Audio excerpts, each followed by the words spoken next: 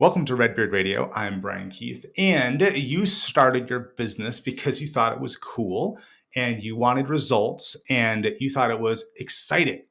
And somewhere along the way, you realized that being excited about something doesn't last, and eventually work turns into work. And now, if you're like everyone else, some parts of your business you love and some parts of your business you don't love. So we're faced with the question of what do we do as we grow our businesses and grow our teams to create something that is fun to be involved in, that takes our energy in a good way, but doesn't take too much of it in a bad way, and helps us really scale in a way that leaves us feeling alive and energetic. To talk about this concept with us, we have Kyle Livingston, and we're going to go talk about how to make your business more of a cash cow, a boring cash cow machine, and a little bit less dependent on you feeling inspired and excited every day. Kyle, welcome to Redbeard Radio. Man, Brian, what's up? I'm excited to be on the show today. Thanks for having me. It's very exciting. And from your website, it looks like you're a fellow devotee of the entrepreneurial operating system. Would I be correct in that? Yes and no. Definitely love it. Love the Traction series. Love all of that. There are some things that I absolutely agree with and some things that I fundamentally disagree with. So overall, the answer would be yes. Wonderful. Kyle, you're using the word like visionary and integrator, which is part of that system. But I'd love to hear from you with your business, with the seven-figure industry, that you're really talking to the visionary, the person who does not want to be as involved in the day-to-day and wants to keep themselves free, to be creative, to see the big picture, to make the big plays in their business. What do you see as the biggest thing holding six-figure business owners back from really being the visionary? Oh, that's such a good question. I think the number one thing that I've seen is really the visionary stepping into so many different avenues, right? If you think about there's like the pyramid of results in the market. Like one of them's labor. The visionary is really good at doing what they're doing, so they start a business doing what it is that they were doing, and then they move into a communicator, and they can communicate with some of their team members, and they got to move into leadership, and then from there they got to move into innovation. And I feel like a lot of visionaries tend to get stuck between that communication and leadership / innovation level, and they kind of stay stuck in the weeds of their business, unable to, that silly old like mantra, you got to work on the business, not in the business. But I think that's actually true to a lot of degree where, visionaries just either get so sucked into the day to day. And that Atlas statue where like the guy's like carrying the world on his back. Mm-hmm. I've just found that most visionaries don't like, that's how a lot of them feel, but they don't have the infrastructure inside of their business to offload that.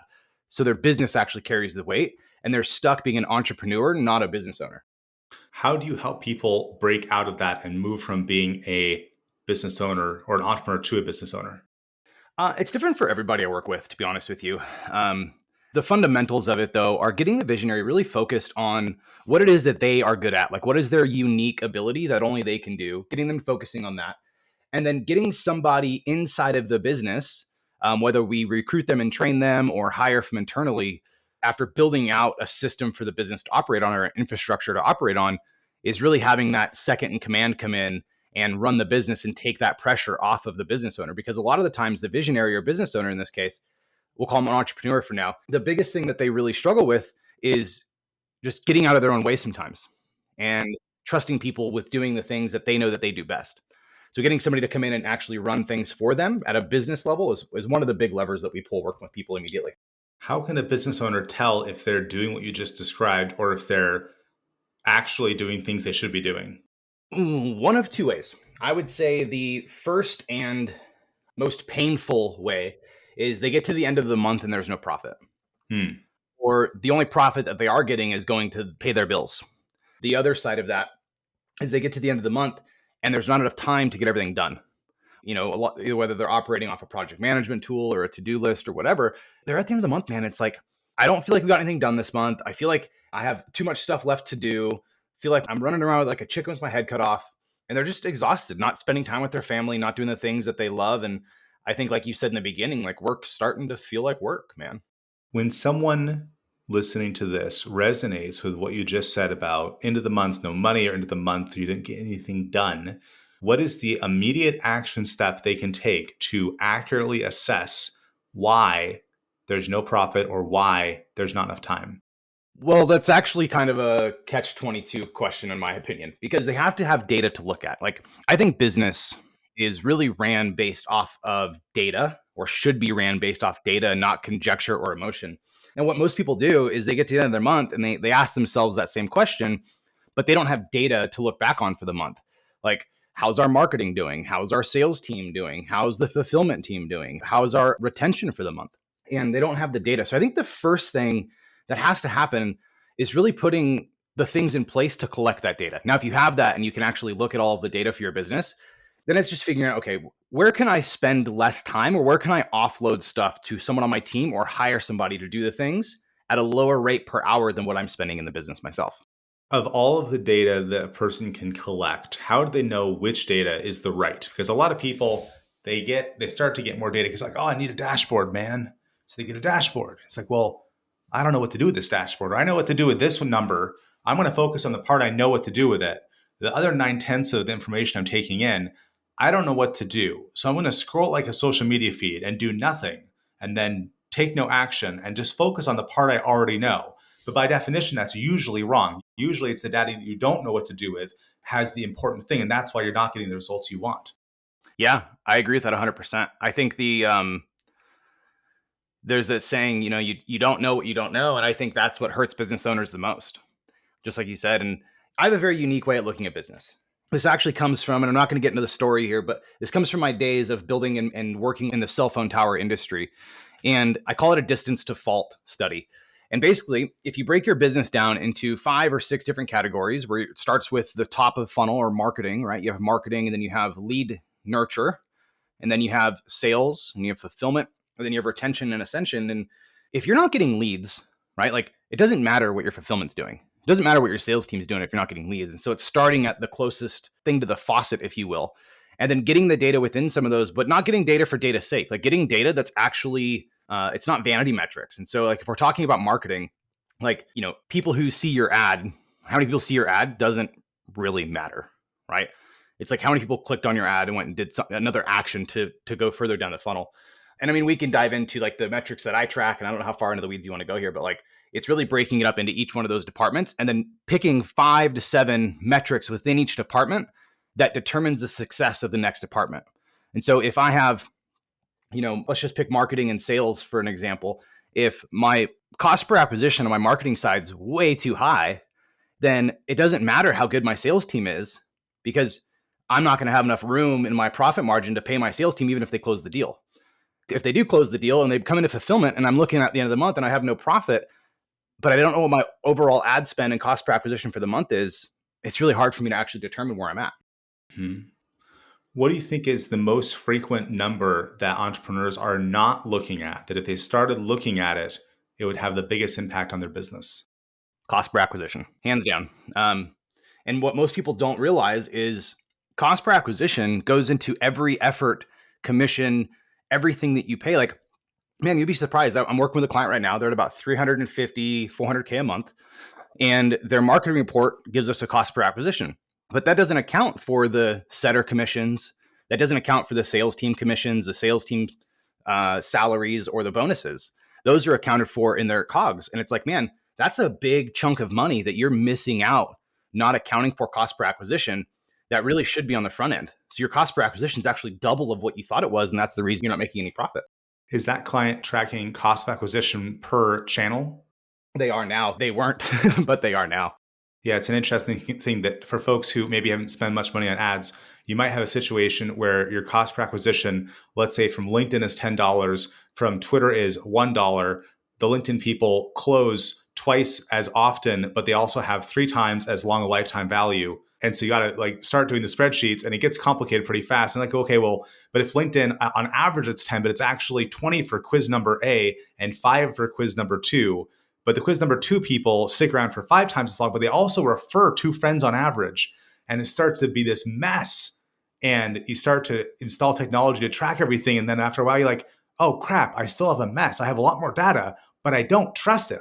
How many Google Analytics accounts have you seen? Oh man. With goal tracking set up? And UTMs are everything. And you look at it and you dive into the numbers because they look good. They look solid.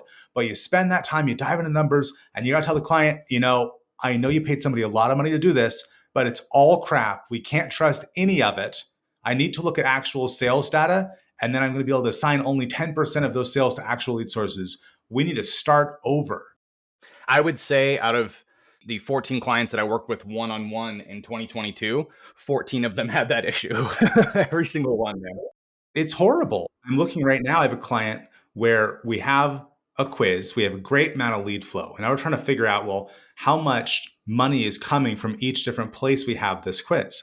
And we have the options where, of course, and for folks who don't spend ad money, this is not in the course, but here's the two main options. You can use Google Analytics and you can slap UTM variables on every link so that if it comes from this particular Twitter thread, you know where it came from. And then in theory, the analytics will tell you that all the way into your CRM so you can track dollars per everything. When that works, it works so good. And there's companies, they'll make it work like a charm. But most of the time, that stuff is broken in my experience. My preference is we're going to hard code everything where there's going to be slash quiz is the main website page, slash quiz hyphen TW is going to be the Twitter page, etc.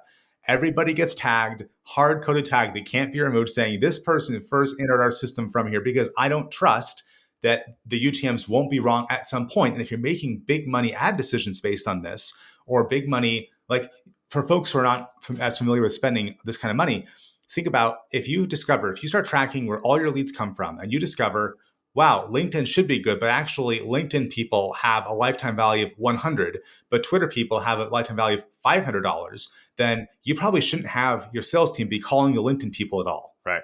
Unless that $100 is actually all from your top tier membership and your Twitter people are all low level courses and they never ascend to buying the full price thing. And so you got to like look at these numbers here, but having that hard coded lead data is my preference. But one of the team members is like, I really want to try this UTM thing because it is a lot less work if you do it and it's way better in some ways, as long as it works. I'm like, okay, I get what you're trying to do here. Let's try it and see what happens.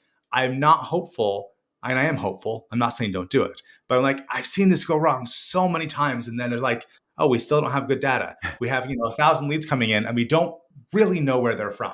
Yeah, 1,000%. And I'll share a quick little story on the importance of this. And I agree with you. Hard coding everything is the way to go. Like we bypass Google Tag Manager. We bypass all that. You have to hard code anymore, especially all the iOS changes and everything that happened. But I had a client early 2021. She really taught people how to go viral on Instagram and organically. Like that was her jam. And she was one of the best I've ever seen in the entire industry at doing so. And, we start working with her, start digging into her account and start looking at all of her ads that are running. And her ads company was saying, hey, you're getting a 7 ROAS. So you're getting, a 7x return on every dollar that you spend. And I start, trying to attribute some of these deals that we had won over to the ads. And I couldn't figure it out. And so after looking at all the data, I kind of found it. And it's like not a single deal closed from the entire year of 2020. And she was spending about $30K a month on advertising. Not a single deal closed came from her Facebook or Instagram ads. They all came from her organic. When I told her to say that she was upset is an understatement. Yeah, that hurts my soul. Now, it's also the case that maybe your organic goes up when you're running ads on a platform. There's some indication that that's true. Who knows? But $250,000 for no direct results, that's spicy. That hurts. Yeah, it was pretty brutal. I mean, she had spent $360,000 and I kind of, jokingly told her, I was like, you would have had more fun lighting that on a fire. Again, didn't go over very well. So all we've established so far is that all the business owners who think they have good data, unless it's hard coded, they probably don't. What do you do to help people assess, is the data they're making decisions based on real or a figment of some ad agency's imagination? We start collecting daily data. Most of the companies I'm working for, the ad company they're working with isn't giving them data, or they're trying to track through Hyros. And so what we start doing is we just start getting daily data. And over the first 30 or 60 days, every deal that comes in, we're going to have to manually attribute it to some degree until we get the infrastructure set up and hard coded in to carry it. But we try to not let a whole lot of time go by between when leads come in to attribute them to close. And to be honest, like the first 30 or 60 days, it's quite a bit of work. It's quite a bit of just digging and looking and staying on top of things. I've been doing a lot of this in the last month with looking at just new contacts last 7 days. And then every one of them, look into them. Where do they come from as best as we can tell? Write notes about the story so that later on you or someone on your team who maybe doesn't have the same visibility into all the stories that are possible, all the journeys that are possible, can go in there and say, oh, well, these 10 people that bought something, here's where they came from because the person who knew the most made the most detailed notes. But it's backbreaking work to do that for each individual. It is. It really is. And that's why you have to come up with some type of a solution, whatever that might be for you, just as long as it's a reliable solution that you can actually drive the business on. Like, this is the analogy that I use, right? Like, Top Gun Maverick's a big movie that's out. Like, imagine Top Gun gets in his airplane and he can't rely on any of his gauges. And it's like, for most of you, you might not be flying a $22 billion airplane or however much they cost, but you're probably flying a multi-7-figure business with, tens, if not dozens, if not hundreds of people relying on you, whether that's your employees and their families and your clients, et cetera. And you're doing it with a broken console. You can't see how high you are in the air. You can't see how fast you're going. And it's a very, very dangerous place to be, especially as you get to that 7-figure mark. Okay, everyone's properly scared. How does someone talk to you to solve the fear thing? Yeah, man, absolutely. I mean, I'll give my secrets, but if you guys want to get in touch with me, you can go to 7-figure industry, go to contact. You can find me on any of the social platforms. If data is something that you're looking to track, we've actually built a dashboard that does that daily activities I was talking about earlier on the back end. You can get that for free at visionaryvitals.com. But dude, here's our secret sauce. It's honestly kind of simple for tracking, at least. It really comes down to, and I'm going to get a little nerdy here for a second, but if you guys are listening to this and you have a tech team, like, send this little snippet out to them. But what we really do is we obviously have the URL parameters and whatever link that goes out. And then we just have hidden fields inside of whatever page they're going to, WordPress, ClickFunnels, whatever. And we have a code on the back end that grabs those URL parameters. And oddly enough, we had that code break for a WordPress site 2 weeks ago. I asked ChatGPT to write me the code. No way. It wrote me the code in a much better format than the code we had originally purchased from a developer. And we uploaded to WordPress. Worked flawlessly, man. Flawlessly. Now, we're recording this on February 13th, 2023. So when all you young kids out there listen to this episode 6 months from now, and you're like, well, obviously, no big deal. You can know that way back in the earlier part of the year, this was still like, wait, really? Yeah. Yeah. So we get the code, get it from ChatGPT, drop it into your WordPress site. You can actually ask it, like, how do I install this code on my site? Not kidding. It'll give you step-by-step instructions. So you install the code on your site, and then we just build a Zapier. Like, we just have a Zap, pull off those things, and you could send it to a Google Sheet if you wanted to. Like, it doesn't really matter where you send it. HubSpot, Google Sheet, Close.io, doesn't matter. But that's our secret sauce. It's just a quick little code in the background with hidden elements that gets zapped over to where you want it. And if we've set it up right, it'll track everything for you, kind of like magic. And it's really, really awesome. I love it. We're looking at doing a hard-coded version because we're using a type form and we're putting the data into Keep, where it's going to be many different versions of the exact same type form. And then, so quiz-tw will have a type form, but the outcome of it will tag the contact in Keep. So yeah, it'll always be this. It can never be anything else. Right. And that's because I want that rock solid. Where did that dollar come from? Yep. I want to know that. And I want to know when the person first showed up so I can understand what is the average time between someone taking the quiz and buying their first course and buying their first version of the high-level thing. And I should be able to do the numbers, which right now it's like, we have a crap ton of leads coming in. Whoop-dee-doo. We don't know where the money's coming from. Yeah. Yeah. And, that's another thing that I've found to be a big problem for a lot of these business owners is they have tons and tons of leads and they're just not contacting them, man. Yeah. Like, I don't know what type of clients you typically work with, but I typically work in the, the coaching consulting space for myself. And you have these guys who have an online business and they're generating 4,000, 5,000, 6,000 leads a month. And they have a sales team that's only calling like 20% of those leads. Oh no. It's like, that's a problem. And you'd be shocked at how often I see that. Or they're only calling them once or maybe twice. And what typically happens is, like, I expect our sales teams to call out 6 times before they get a hold of somebody. And if you're only calling them once, you're missing a lot of money just laying on the table. Yeah. Well, Kyle, thanks for being on Redbeard Radio and walking us around data and how to use that to make better decisions. The website is 7-Figure Industry. That's the number 7. Thanks so much, Kyle, and we'll talk to you again. Yeah, man. Sounds great. Cheers.